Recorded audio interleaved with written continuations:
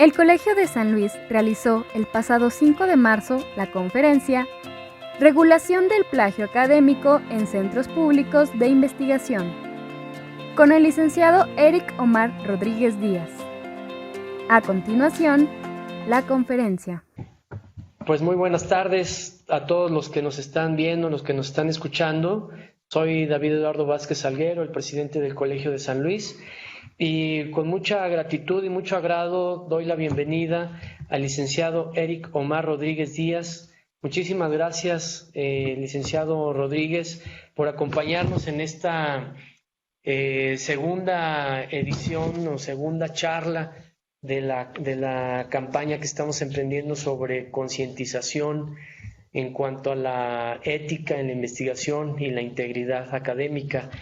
Y bueno, en esta ocasión nos acompaña el licenciado Eric Omar para impartir una conferencia que se titula Regulación del plagio académico en centros públicos, ¿no?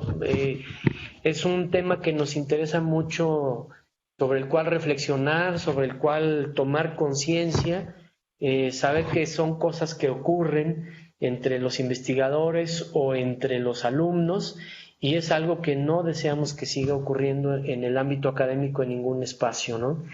Por eso es que tomamos este tema, que para algunos me han comentado puede resultar como tabú. Nosotros queremos abordarlo con toda la apertura posible y sobre todo en un entorno de crear conciencia, es lo que más nos interesa. El licenciado Eric Omar Rodríguez Díaz es abogado por la Universidad de Guadalajara y maestrante en el programa de propiedad intelectual de la Facultad Latinoamericana de Ciencias Sociales, Flaxo, sede Argentina. A su vez, es responsable de asuntos jurídicos de la Coordinación General de Investigación, Posgrado y Vinculación de la Universidad de Guadalajara. Miembro del Instituto Interamericano del Derecho de Autor desde 2013. Tiene experiencia profesional en las áreas de convenios y contratos, propiedad industrial, derechos de autor, técnica legislativa y contratación pública. Y bueno, licenciado Omar Rodríguez, pues te dejamos la palabra para que seas tú quien aborde este tema y nos dejes algo en esta segunda sesión de nuestra campaña que estamos organizando. Muchísimas gracias. Muchísimas gracias. Buenas tardes y bienvenida sea la audiencia. Gracias, doctor David Vázquez, presidente del Colsan, por la amable presentación y por el honor que me conceden al invitarme a participar de esta campaña de concientización sobre la importancia de la ética de la investigación. Celebro esta iniciativa del Colsan de difundir en la comunidad académica un tema tan relevante como lo es el plagio académico, y más aún que gracias a la virtualidad podamos llegar a más espacios. Pues bien, dicho esto, me permito dar inicio a la presentación, que como ya se señaló, se titula Regulación del plagio académico en centros públicos de investigación. La plática que me voy a permitir desarrollar con ustedes tendría la siguiente estructura. Vamos a partir de algunas consideraciones generales relativas al derecho de autor. Vamos a hablar también del trabajo académico de alumnos como objeto de protección del derecho de autor, del derecho de cita como límite al derecho de autor. Vamos a comentar también qué es el plagio académico y cómo se regula el plagio en algunos centros de investigación, para finalmente recaer sobre algunas conclusiones. En cuanto a las consideraciones generales relativas al derecho de autor, me parece importante partir de este punto en la medida en que buena parte de los trabajos generados tanto por académicos como por alumnos son susceptibles de ser protegidos por esta vía, en la medida que los mismos cuenten con originalidad. Dicho esto, habría que definir qué es el derecho de autor, y el derecho de autor es el sistema normativo que atribuye derechos subjetivos al autor sobre sus creaciones intelectuales con características de originalidad, en el dominio literario, artístico o científico. Este sistema normativo en México se materializa en las disposiciones de la Ley Federal del Derecho de Autor, su reglamento y las disposiciones que en este ámbito educativo prevean las instituciones académicas. El sujeto protegido por el derecho de autor es la persona física que crea la obra. El objeto protegido, pues es la obra misma, la cual debe contar con características de originalidad y ser susceptible de ser divulgada y reproducida.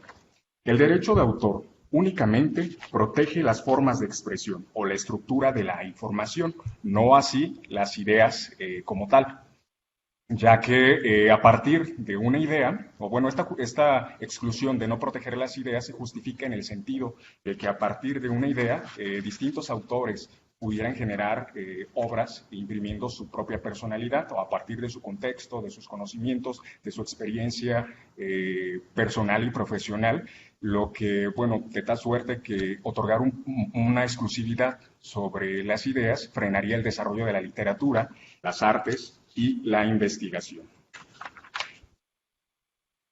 Entre las categorías de obras que reconoce el derecho de autor se encuentra la obra literaria, y un importante ejemplo de este tipo de obras son las tesis de licenciatura y de posgrado, en tanto las mismas sean originales.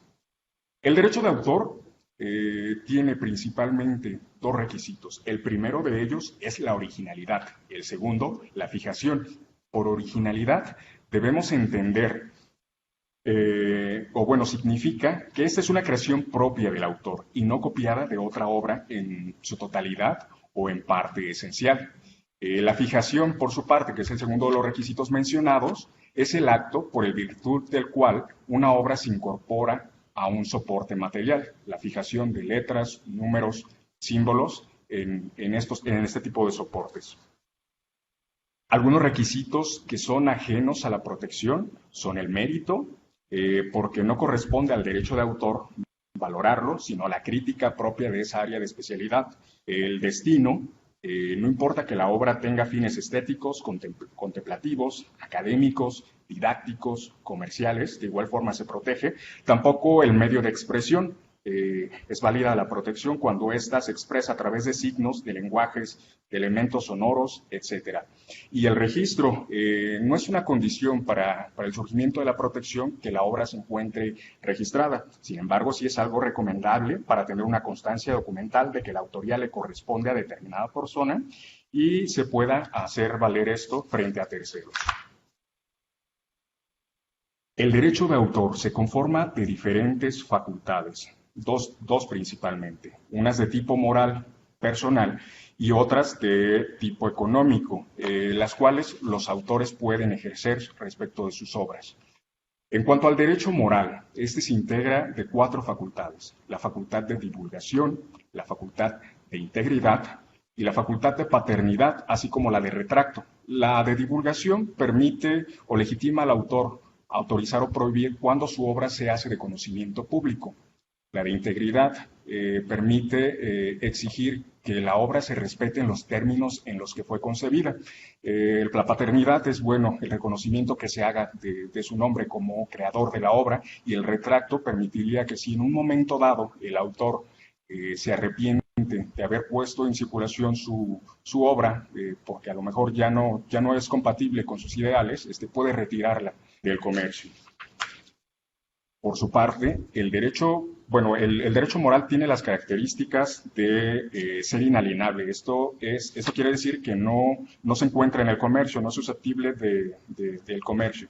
Es imprescriptible también, irrenunciable e inembargable.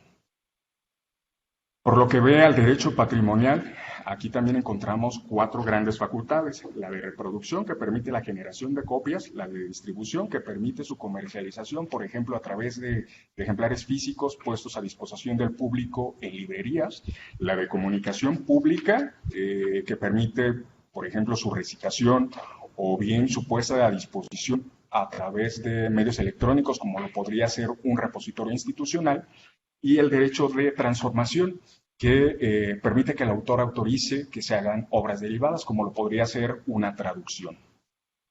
A diferencia del derecho moral, el derecho patrimonial es temporal, irrenunciable y transmisible. La titularidad de estas facultades corresponde en exclusiva al autor. Ello obliga a que terceros que estén interesados en publicar, traducir, adaptar o reproducir dicha obra deban solicitar autorización. Es así que si un tercero no autorizado para estos fines realiza la utilización de la obra, bueno, incurre en una infracción de su propiedad intelectual.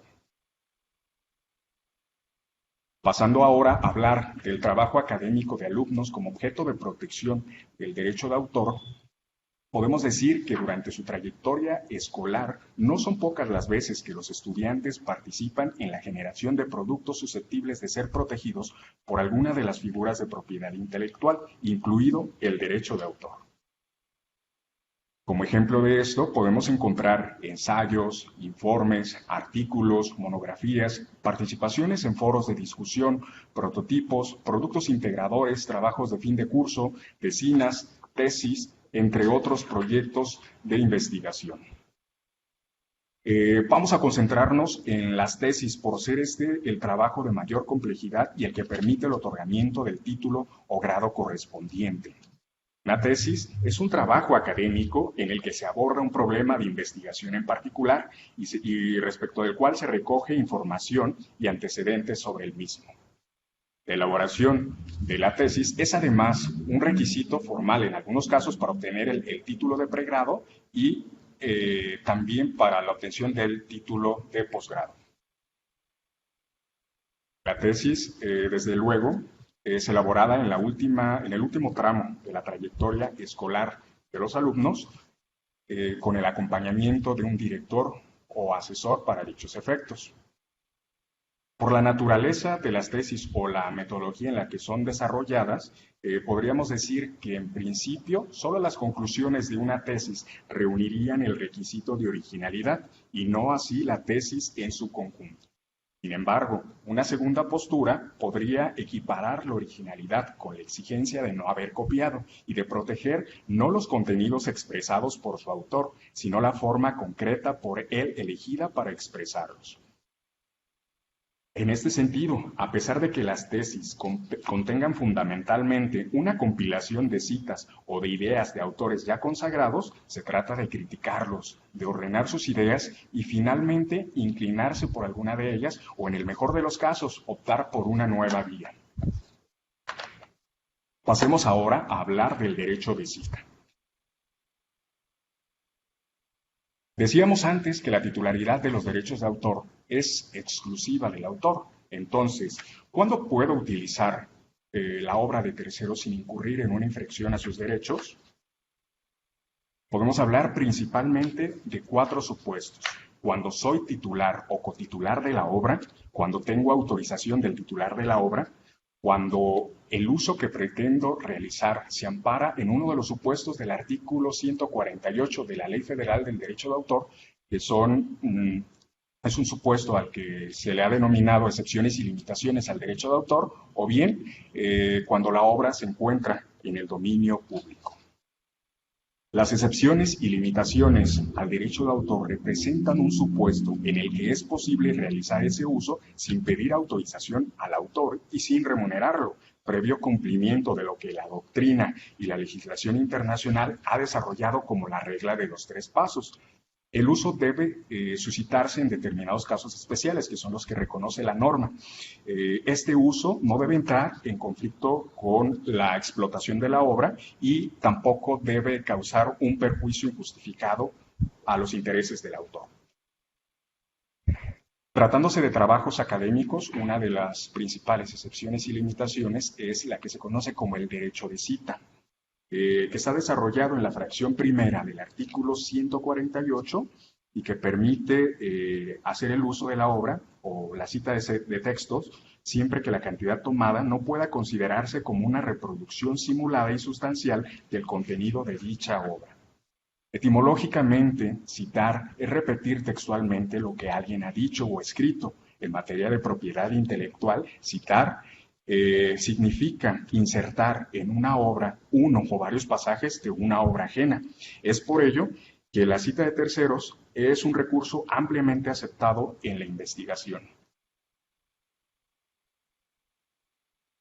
En este sentido, en el desarrollo de las tesis es posible y aún deseable que en la misma se traigan a colación muchas opiniones ajenas, incluso textualmente, que ello haya de considerarse plagio en modo alguno, salvo que éstas sean acopiadas sin un sentido crítico, por lo que parecería que académicamente la tesis no debería prosperar. En cuanto a la extensión que debe tener una cita, bueno, la cuestión es compleja, ya que ni la doctrina ni la jurisprudencia o la legislación han desarrollado un criterio puntual para cada caso. No en vano, algunos autores indican que el ejercicio abusivo del derecho de cita es la antesala al plagio. El primer requisito para la licitud de una cita consiste en que la misma se haga respecto de una obra que ya ha sido divulgada, que ya se haya puesto a disposición del público por su autor. En sentido contrario, sería ilegítimo una cita que se haga de una obra inédita, salvo que exista consentimiento del autor para ello. La cita, además, debe ser razonable y no puede reemplazar de ninguna forma la opinión del autor. Solo puede ser un complemento o apoyo del mismo. Pasemos ahora a hablar del plagio en el ámbito académico. ¿Qué es el plagio? El plagio lo podemos concebir como la apropiación total o parcial de elementos originales de una obra ajena en forma idéntica o simulada, con usurpación de la paternidad del verdadero autor para hacerlos pasar como propios. La doctrina distingue principalmente dos tipos de plagio: el plagio literal y el plagio elaborado. El plagio literal es aquel donde el plagiador realiza una apropiación textual total o parcial de la obra respecto de partes o fragmentos de la misma, sin introducir modificaciones en relación con la creación original. En cambio, el plagio elaborado es aquel donde el plagiario toma partes sustanciales o relevantes y las incorpora a una obra carente de originalidad, dándolas o introduciendo variaciones con el fin de que no se pueda establecer la ilicitud de una manera fácil o evidente. Como una categoría particular, también podemos hablar del plagio académico, el cual pues constituye prácticas antiéticas cometidas por investigadores, sean estos académicos o sean alumnos, que ocurren por factores que van desde la ignorancia hasta el fraude. Algunas conductas que podrían llegar a ser representativas de este tipo de plagio son copiar un trabajo de un compañero, bajar un trabajo de internet y presentarlo como propio, utilizar la idea de un autor sin citarlo, copiar o parafrasear partes de trabajos sin citarlos, copiar y pegar textos de internet sin hacer la debida referencia. ¿Qué ocurre cuando se suscita esta conducta del plagio? Bueno, recordarán que explicábamos que hay dos grandes grupos de derechos, los morales y los patrimoniales, por lo que ve a los derechos morales, al incurrirse en plagio, se transgrede la facultad de paternidad, y si la obra se modificó en su forma para hacerla pasar por diferente, también el de integridad de la obra. Por lo que ve a los derechos patrimoniales, principalmente se transgreden las facultades de reproducción y de transformación, y según el modo en que la obra sea utilizada en el mercado, también se pudieran llegar a ver afectados los derechos de distribución y comunicación pública. Pensemos ahora, ¿por qué se plagia? Algunos motivos, cuando esto ocurre de forma intencional, es por la voluntad de apoderarse de la obra ajena, por querer cumplir con una obligación académica y por considerar que es un recurso válido en la literatura y en el arte en general.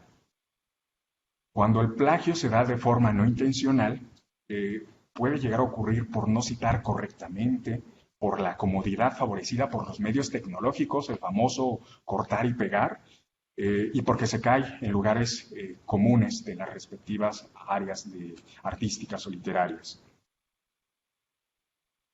En este sentido, el plagio es siempre un acto que evidencia la admiración por la obra plagiada y la codicia por atribuírsela. Nace del respeto y consideración por la obra ajena y la ambición por alcanzar una calidad similar, o simplemente del deseo de ahorrarse el trabajo de elaborar una obra nueva. El plagio se consuma cuando se da a conocer la obra plagiaria, aun cuando esto ocurra ante un círculo restringido de personas, como lo podría ser el jurado de tesis o a lo mejor el comité editorial de una revista científica. Pasemos ahora a explicar cómo se regula el plagio en un sentido general.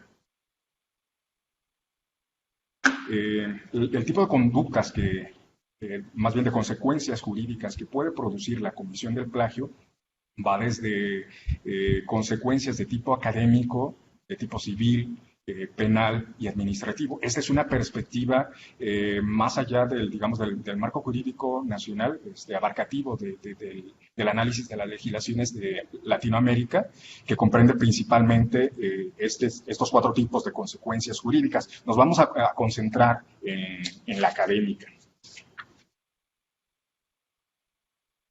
Algunos casos suscitados en el ámbito nacional. Voy a mencionar 2. Uno de ellos se dio en 2015 y consistió en la expulsión del Sistema Nacional de Investigadores por plagio, en donde el Consejo Nacional de Ciencia y Tecnología expulsó a 2 académicos por faltas éticas, después de que se revelara que plagiaron publicaciones especializadas. Asimismo, esta consecuencia tiene su sustento en lo previsto por el reglamento del Sistema Nacional de Investigadores, en donde se señala que dichos investigadores deben guardar una conducta apegada a las normas éticas relativas al carácter profesional de su actividad. Y, las conductas pueden llegar a ser sancionadas por el Consejo General de este sistema, previa recomendación de la Junta de Honor, y las sanciones pueden ir desde una amonestación pública o privada hasta la pérdida de la distinción como miembro del SNI y, en su caso, la imposibilidad de reingresar a hasta por 20 años, que fue lo que se suscitó en el caso que antes les mencionaba de 2015. Un segundo ejemplo viene representado por la situación ocurrida en torno a una alumna en el Colegio de México, que también ocurrió en 2015. En este caso, trascendió en los medios de comunicación que una alumna de doctorado en literatura hispánica fue acusada y sancionada con expulsión como alumna del colegio por publicar un artículo en la revista Espéculo con fragmentos íntegros de la tesis de licenciatura de una investigadora de la UNAM.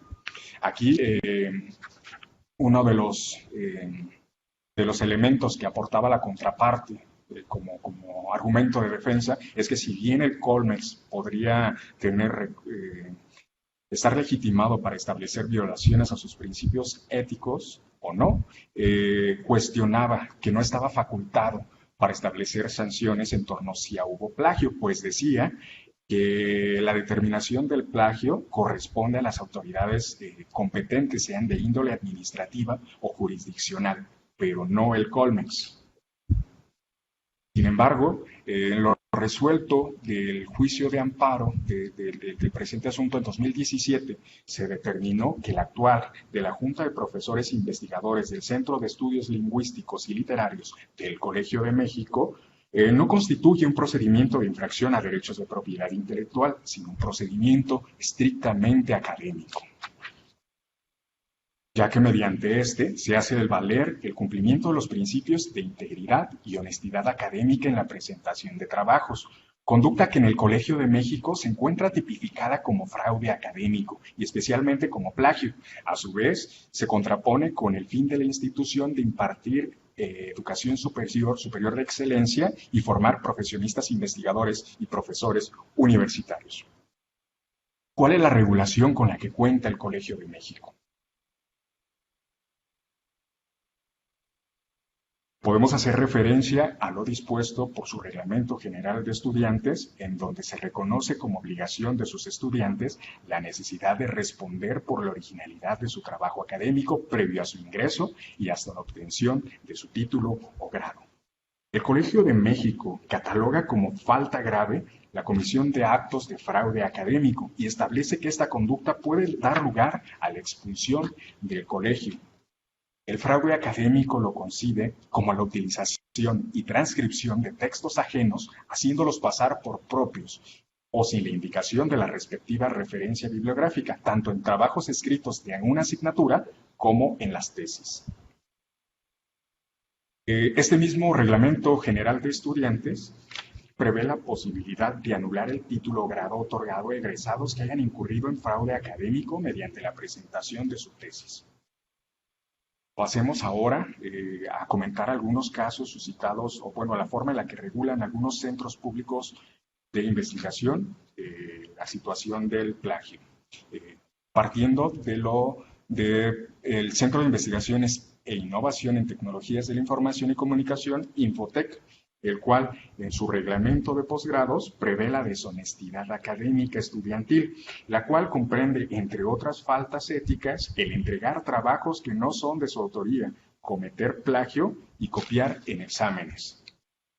Además, contempla como obligación de sus alumnos de posgrados evitar el plagio o cualquier otra forma de deshonestidad académica.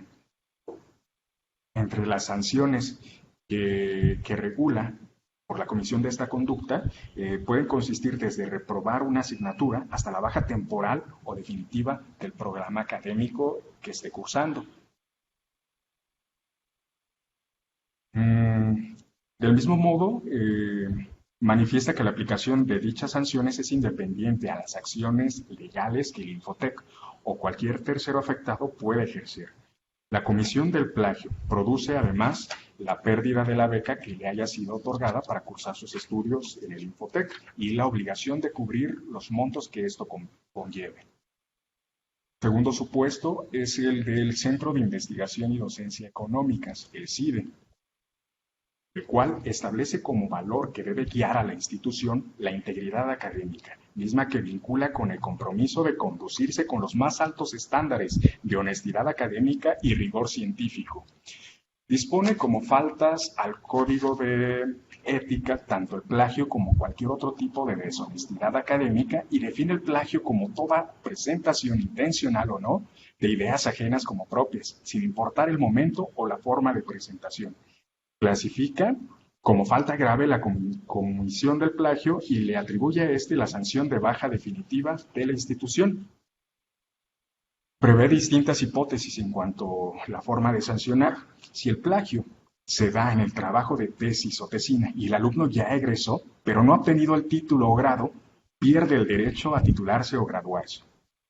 Si el plagio se da en el trabajo de tesis o tesina y el alumno ya obtuvo el título o grado, se procede a la revocación del mismo.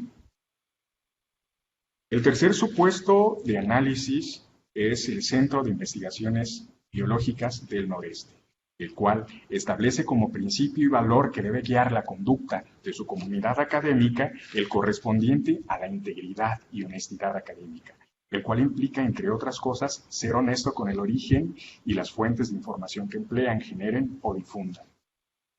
Además, establece como principio y valor que debe guiar la conducta de su comunidad académica el correspondiente al reconocimiento y protección de la autoría intelectual en las evaluaciones académicas y otros supuestos.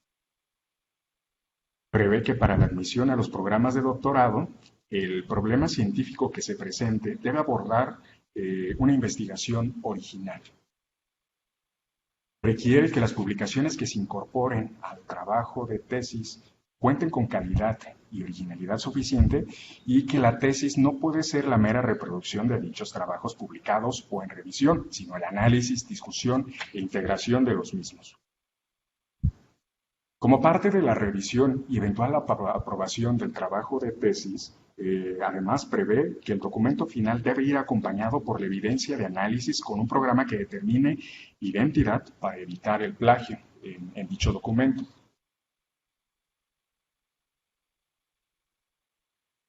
De lo antes manifestado, podemos recaer sobre las siguientes conclusiones. El problema del plagio académico deviene muchas veces de la falta de difusión de las implicaciones que la conducta del plagio académico tiene para los alumnos y el prestigio de las instituciones.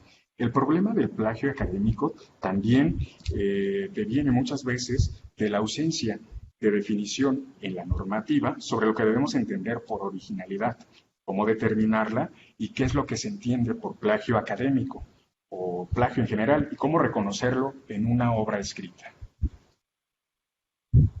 Por este motivo, entre las vías de implementación que se identifican para la prevención, identificación y sanción del plagio académico son las siguientes.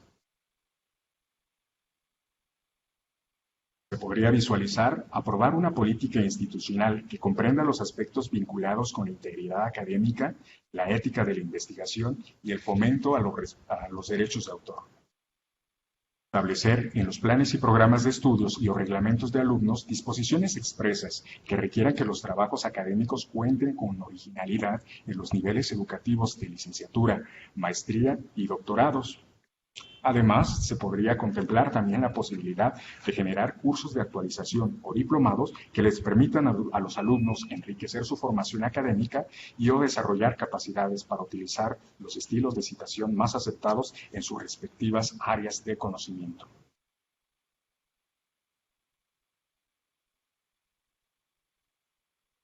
Utilizar adecuadamente la paráfrasis y preferentemente optar por la cita textual, ya que al utilizar la paráfrasis se incurre en el riesgo de descontextualizar lo manifestado por el autor. Es importante también fomentar aprendizajes en torno a discernir entre las fuentes de información a las que se ha hecho referencia y sus propias ideas. Que a través de estos cursos de actualización se reconozca la importancia de los derechos de autor en el ámbito académico, así como las implicaciones del plagio académico. Difundir el uso de herramientas electrónicas para citar o parafrasear correctamente y conforme a las metodologías de investigación propias de las diferentes áreas de conocimiento. Además, se podría adoptar el uso de software antiplagio, sea libre o sea propietario, para corroborar que los trabajos académicos cuentan con originalidad suficiente y que no existe contenido de terceros que se haga pasar como propio. Se podría asimismo disponer de un repositorio de acceso público a los trabajos de investigación generados por todos los miembros de la comunidad académica, entre los cuales se incluyan las tesis, con el objeto de que se permita a cualquier persona que posea un interés legítimo conocer de la posible afectación de sus derechos. Del mismo modo, se podrían desarrollar otros instrumentos normativos en los que se haga constar los mecanismos y procedimientos que permitan la prevención, identificación y la sanción del plagio académico.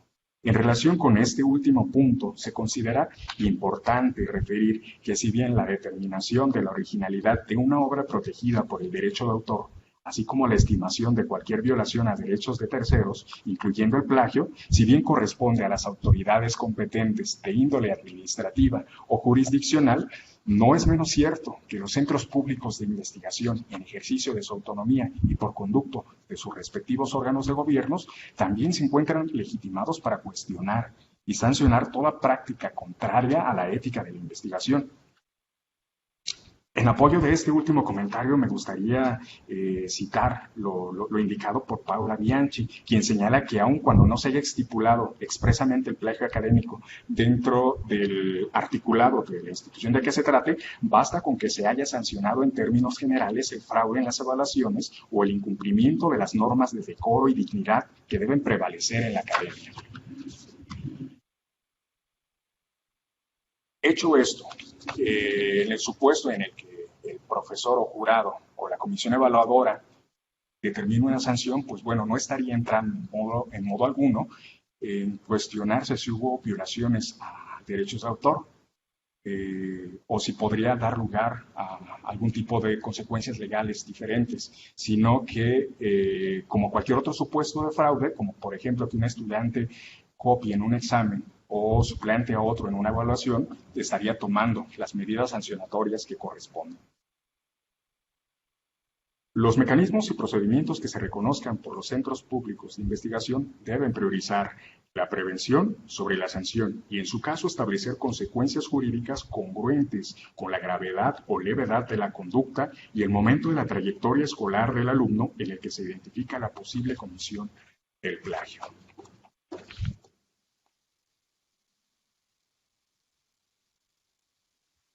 Bien, hasta aquí las consideraciones que he querido compartir con ustedes. Les agradezco su atención y en su caso, si hubiera lugar a preguntas, pues que quedo atento a ellas. Si no hubiera la oportunidad de responderlas a todas, pueden contactarme en la dirección de correo electrónico que aparece en pantalla, que es ericomar.rodriguez@redudg.dg.mx. Licenciado Omar Rodríguez, muchísimas gracias por la conferencia. Quiero comentarles a nuestra audiencia y agradecer al mismo tiempo que nos acompaña el doctor Antonio Saldívar Moreno, que es el director de posgrado de CONACYT. Nos parece que es una muestra también del interés que tiene este tipo de charlas y de acciones en el contexto de los posgrados nacionales, ¿no? Entonces, muchísimas gracias, Antonio, por acompañarnos en esta conferencia. Y bueno, tenemos a un conjunto de personas reunidas en la plataforma Blue Jeans. También estamos transmitiendo esto por Facebook. No sé si tengan alguna pregunta, algún comentario. Quienes estén en cualquiera de las dos plataformas pudieran utilizar el apartado de comentarios o el chat para dar cabida a una sesión de preguntas y respuestas, ¿no? Yo, en lo que las formulan, o si se animan a formularlas, yo quiero comentar muy ilustrativa la conferencia y en general la perspectiva. Creo que en el caso del Colegio de San Luis tenemos algunas de las recomendaciones que haces ya atendidas, ¿no? Tenemos un marco ético, estamos en proceso de renovar nuestro reglamento de estudiantes, pero algo que me llamó la atención, claro, estas acciones son más de tipo preventivo también que sancionatorio, pero sí me llamó la atención esta última intervención en donde mencionas que hay que considerar en las sanciones el momento en el que se encuentra el alumno, ¿verdad? No es lo mismo, entiendo, en los primeros semestres que al final o ya en un trabajo escolar que en un trabajo de tesis. La comisión del plagio también hay que identificar qué se está reproduciendo sin autorización del autor o sin la debida cita. O sea, creo que esas son cosas que nos permiten a nosotros como institución reflexionar y en su momento pues también identificar pues las sanciones de acuerdo a la gravedad, ¿no? El dilema es eso, siento yo también, cómo determinar la gravedad, ¿no? ¿Qué pasa, por ejemplo, si ese alumno no comete plagio dentro de su estancia como alumno del Colegio de San Luis, sino previo, por ejemplo, ¿no? ¿Cabe una sanción de ese tipo? O una sanción en ese supuesto donde se identifica que cometió plagio antes de entrar, ¿no? Pero en ningún trabajo vinculado a sus trabajos como miembro de la comunidad del colegio. O algo que también ha suscitado a veces los debates. Yo he estado en un par de debates en donde a veces un investigador ha cometido un plagio, ha sido sancionado ya por alguna institución o por alguna autoridad, ya fuera académica o no, y entonces, ¿qué ocurre después? Es decir, a veces se pensaría que no tiene derecho a la vida académica por haber cometido el plagio en alguna ocasión, ¿no?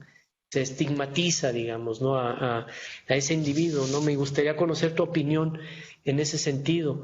¿Cómo una persona que ha cometido plagio puede reintegrarse a la vida académica sin que esa estigmatización siga? ¿O tú cómo ves casos que hayan ocurrido en el mundo donde si esa vida después del plagio es posible para un académico, ¿no?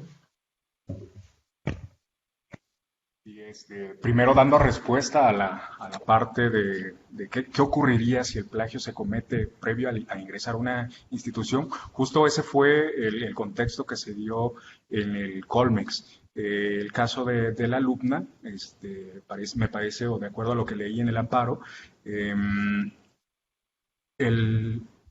la publicación en la que se identificó el plagio fue la que le permitió ingresar al doctorado. Entonces, por ejemplo, lo que hace referencia a su reglamento general de estudiantes es que bueno, esta obligación de responder por la originalidad de su trabajo académico debe ser tanto previo a su ingreso como a la obtención del título. Entonces, lo que ahí la Junta de Profesores ya estaba, digamos, cursando el doctorado, identificaron a través de la Junta se asesoró por dos académicos que en el juicio de amparo se les dio o se equipararon a dos peritos de la experiencia técnica que tienen para ellos para haber identificado la coincidencia de ambos textos y a partir de eso pues se estableció la consecuencia jurídica que fue tanto la expulsión de la alumna del posgrado como la cancelación de su beca ante el CONACYT. Y en cuanto al estigma que pudiera llegar a ocurrir después de la comisión de un plagio en el ámbito académico, pues sí es un tema, digamos, delicado en el sentido, no solo, hablamos o podríamos equipararlo a cualquier tipo de sanción administrativa o penal, en donde pues se debe tener claridad respecto de si ya le fue establecida una consecuencia, sea en la academia, sea por la vía civil o sea por la vía penal, pues tener en claro que ya cumplió o ya asumió la consecuencia de sus actos, ¿no? A lo mejor ese estigma pues no debería perseguirle la académica. Coincido totalmente, Eric, en el sentido de que, bueno, pues cuando una persona ya cumplió, digamos, con la sanción, pues exista, ¿no? El derecho o sus derechos siguen vigentes en otros sentidos. Quiero comentarte que voy a externar un comentario que hace precisamente el doctor Antonio Saldívar. Menciona que dentro de los nuevos criterios de evaluación de los posgrados en el PNPC, que es el Programa Nacional de Posgrados de Calidad de CONACYT, hemos incorporado indicadores que consideran establecimiento de protocolos de ética en la investigación, prevención del acoso y la inclusión, ¿no? Lo cual me parece muy importante, ¿no? Que estos temas se aborden, se tomen en cuenta ya en la regulación que rige en nuestros posgrados de calidad, y esto desde luego pues habría que irlo aterrizando en cada una de las instituciones, ¿no? Sobre todo en nuestro caso, bueno, en los centros públicos de investigación. Pues no veo más preguntas, no sé si de las personas que nos están viendo a través de Facebook tengan algún comentario o alguna otra pregunta. Hay un comentario que hace Laura Vázquez en Facebook. Dice, realmente este problema se ha acrecentado con estos tiempos virtuales, ¿no? En el sentido de que supongo que está tratando de decir que es muy sencillo precisamente tomar ideas de aquí y de allá, ¿no? Y colocarlas, ¿no? ¿Qué opinión te merece esto precisamente del uso de las redes sociales, de las tecnologías de la información, de los libros digitales, etcétera, Eric? Pues justo es esto, a lo mejor esta falta de involucramiento con las disposiciones en materia de derechos de autor, en donde se incurre en creer que todo lo que está disponible en Internet es de libre utilización, ¿no? Entonces, pues da lugar a que se tome sin reconocer autorías, cuando necesariamente en todos los casos se debe hacer la referencia de la fuente de la que fue tomada, por informal que sea esta, ¿no? Y bueno, me parece que como instituciones de educación superior, pues justo debemos insistir a nuestros alumnos en respetar esos derechos de autor, ¿no? En decirles que aún estando ese contenido accesible en Internet, debe citarse tanto la fuente como el autor que generó ese contenido. Muchas gracias, Eric. Fíjate, justamente ahorita vinculado con esto que mencionabas de un poco el papel que tenemos en su momento directores de tesis o profesores de asignatura. Sara Pérez pregunta, ¿existiría alguna responsabilidad para los directores, los asesores de tesis en relación con el plagio cometidos por los alumnos? No sé, tal vez esto va orientado a si la revisión que hizo es exhaustiva o no es exhaustiva de las tesis, ¿no? O de los trabajos. Me parece que incluso, y retomando el comentario que ahorita se hacía en torno a los criterios de ingreso y de permanencia en el PNPC, uno de ellos es, por ejemplo, tanto la parte de las evidencias de normas y procedimientos para evitar el plagio, como reportes de herramientas antiplagio, pero también el contar con un repositorio institucional. Por ejemplo, que una institución de educación superior cuente con un repositorio institucional, me parece reforzar como la parte de que los directores se involucren, como ya lo hacen hasta ahora, en mayor medida en la revisión, que sean críticos, cuidar que justo el alumno respete todas esas disposiciones a las que nos hemos hecho referencia, porque finalmente a ellos corresponde tanto la asesoría, la orientación de los tesistas en licenciatura, en maestría y posgrados. Entonces sí es una labor muy importante que a lo mejor en primera instancia ellos como primeros revisores, vamos a decirlo de esa forma, pues puedan identificar justo pues la posible comisión de este tipo de conductas, y si en su caso se identifica, pues hacérselo saber al alumno para que esta tesis pues se reivindique como los aspectos que tengan que reivindicar, y no se contravenga alguna disposición ética. Muy bien. Justo está haciendo una pregunta el doctor Antonio Saldívar aquí en el chat de Blue Jeans. Menciona, mi pregunta sería, ¿cómo evitar este tipo de prácticas en torno al plagio en un contexto donde se ha naturalizado el uso, por ejemplo, del copiar y pegar en muchos trabajos universitarios y de pregrado? Entiendo la importancia de las actividades de formación y sensibilización, los marcos normativos, pero ¿cómo ayudar a estudiantes para tomar conciencia de estas prácticas? Pues ahí me parece que incluso, por ejemplo, las herramientas antiplagio podrían ser muy útiles, en que nos permiten identificar coincidencia con otras fuentes.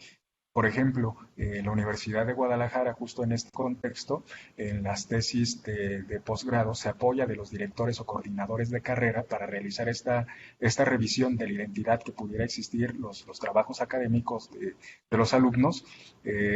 Si identifican alguna coincidencia, se lo hacen saber al alumno, y me parece que, bueno, este tipo de herramientas antiplagio, justo al hacer digamos, más visible este tipo de conductas, pues permite tanto inhibirlas como establecer sanciones al respecto. Gracias, Eric. Félix Joaquín Galván Díaz también pregunta, dice, ¿se ha sabido de casos en que investigadores presionan a sus alumnos a incluirlos en sus artículos, incluso como primer autor? ¿Hay algún elemento legal o solo moral involucrado bajo el entendido de que no intervinieron en la investigación y solo quieren firmar? Un tema más bien ético, ¿verdad? Pues un poco de las dos, en el sentido de nosotros, digamos que como instituciones deberíamos tener en claro que, por ejemplo, tratándose de trabajos de tesis, el sujeto de evaluación es el alumno, es el único que debería figurar en trabajos de tesis, porque digamos que los académicos ya tienen su trayectoria, pues a lo mejor ampliamente reconocida, ¿no? Y el único sujeto de evaluación es el alumno. Sin embargo, otra cuestión sería que si con posterioridad a la tesis se publica un artículo de forma conjunta, bueno, esto sí sería válido. Hacer una coautoría, pero ya dejando, digamos, sería por cuenta parte de la tesis. Claro, muchísimas gracias, Eric. Pues mira, no tenemos más preguntas, hay algunos comentarios nada más externos y otros de aquí del colegio. Yo sí tendría una pregunta, perdón. Sí, adelante, Julio, por favor. Oye, Eric, a mí me interesa mucho tu opinión como experto en el tema sobre esas acusaciones de plagio precisamente a expresidentes, dado que estamos hablando de profesores y alumnos, pero la dimensión nacional que tiene un plagio de ese tipo, luego cuando se expone la tesis plagiada, etcétera, pues en realidad uno, ¿qué le puede decir a un alumno cuando ve un caso de esos y dice, y es que lo hace, es que el presidente lo hace? Yo, y ahí se escribió mucho, desde la renuncia, y hemos visto otros casos de plagio en Alemania, por ejemplo, donde renunciaron, el ministro renunció, y ese es el ejemplo que ponían. En otros lugares es la renuncia inmediata. Sin embargo, aquí en nuestro ámbito nacional no sucede de esa manera. Entonces, pues parece a veces en la práctica, ya en la práctica, en el salón de clase, pareciera muy cuestionable todo trabajo de prevención, cuando hay otros casos que disminuyen todo, aplastan el trabajo que uno hace o el esfuerzo que uno hace en el cubículo por hacer las citas correctas y hasta comprar los libros para estar seguros, ¿no? Ese era mi comentario pregunta. Sí, pues aquí creo que influye en un sentido negativo que a lo mejor no se tenga como el marco jurídico idóneo. Por ejemplo, en el desarrollo de esta plática hablamos mucho del requisito de originalidad para acceder a la protección por derechos de autor. Sin embargo, es común que tanto la legislación de México como en otras latitudes no se define lo que es la originalidad. En el caso particular de México, no está plenamente desarrollado en la normativa de derechos de autor en qué consiste el plagio. Entonces, eso muchas veces, digamos, no permite como pueda sancionar, que pueda ser sancionado la comisión de estas conductas. Además de que pues, probablemente aquí hay un contexto político de por medio y tengo entendido que lo que en su momento manifestó la Universidad Panamericana fue que no existía como las condiciones para sancionarlo. Además de que más allá de, digamos que uno acciona la maquinaria judicial, o bueno, el que tendría que accionar la maquinaria judicial es el que se ve, la persona respecto a la cual se ven afectados sus derechos, no así, digamos, nosotros, como conocedores de ese hecho, no podríamos, o no tendríamos como el interés, propiamente o en sentido estricto para denunciar esa conducta, sino que tendrían que ser los directamente afectados los que ejercieran acciones en contra de sujeto plagiario. Muchas gracias, Eric. Pues yo diría que demos cabida a una última pregunta que recibimos en redes. María Luisa García pregunta, ¿utilizar una herramienta para revisar originalidad como Turnitin podría liberar de la responsabilidad a un director o asesor?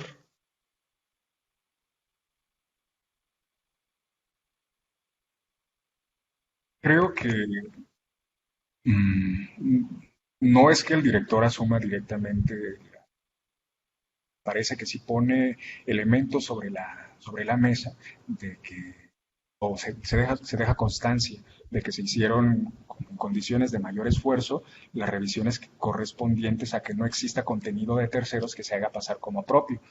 Digamos que no están obligados o no tendrían la capacidad de certificar que netamente cada tesis no está cometiendo plagio, pero sí podemos a lo mejor evidenciar que hacemos el uso de este tipo de herramientas justamente para evitar o prevenir estas conductas.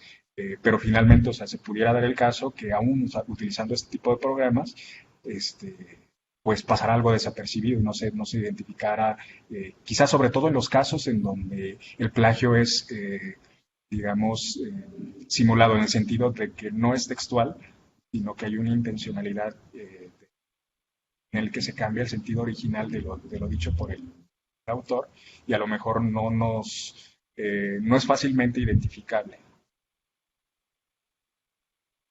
Muy bien, Enrique, pues mira, nos has ilustrado muchísimo, creo que tu charla nos da mucha luz, nos guía para también tomar acciones preventivas. Pienso que me quedo con eso, que principalmente sí es tener la normativa clara, lo más clara posible para evitar subjetividades, ¿no? Y por otro lado, insisto en que lo que me queda más claro es insistir mucho en el tema de la prevención, de dar a conocer tanto a la comunidad académica, me estoy refiriendo a investigadores, como a alumnos, pues todas las obligaciones que se tienen y hacer este tipo de actividades preventivas. Yo te agradezco muchísimo, Eric, Omar, y quisiera que mantuviéramos más adelante el contacto para precisamente, derivado quizás de algunas ideas que has expresado, pudiéramos elaborar algunas infografías que guíen en esta campaña un poquito más la orientación que le queremos dar para prevenir el plagio y prevenir otras conductas que no son éticas en la comunidad académica, ¿no? Yo le quiero agradecer también a quienes nos acompañaron en esta charla, tanto en Blue Jeans como en Facebook Live, que nos hayan acompañado en esta charla tan interesante, tan importante. Y los invitamos, próximamente vamos a dar la fecha, a mediados de abril, ya regresando del receso de primavera, vamos a tener una tercera charla y vamos también a continuar con nuestra campaña de ética e integridad en la investigación académica. Muchísimas gracias a quienes nos acompañaron. Hasta luego. Esta fue la conferencia Regulación del plagio académico en centros públicos de investigación, con el licenciado Eric Omar Rodríguez Díaz. Conoce los próximos eventos en nuestra página web www.colsan.edu.mx y síguenos también en nuestras redes sociales.